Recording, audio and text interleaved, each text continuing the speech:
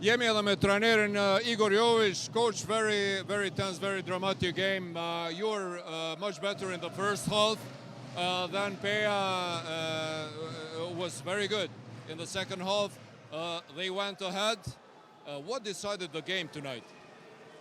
First of all, we need to realize that almost 7-8 games this team is playing derby by derby. Very difficult games in the league and also with FIBA Euro Cup.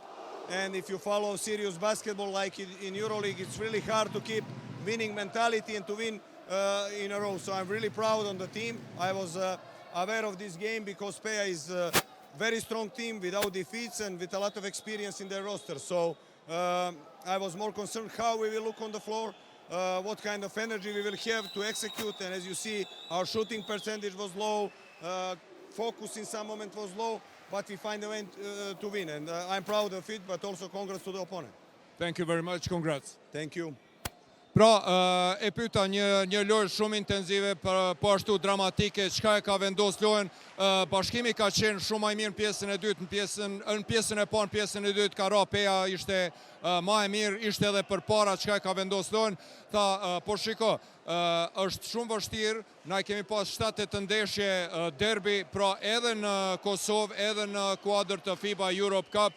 Ndeshje shumë të vështira, i kemi fituar të gjitha, ka qenë shumë vështirë që ta ruajmë intensitetin e lojës, kanë qenë shumë më i brengosur se si do të përgjigjemi sonte në këtë ritëm të lojës, a do të mund të i plotësojmë të gjitha ato detyra që i kemi parapar. Andaj jam shumë i lumtur që ekipi im është përgjigjur në mënyrë të jashtëzakonshme, e kemi pasur përqindjen e ulët të shënimeve nga loja.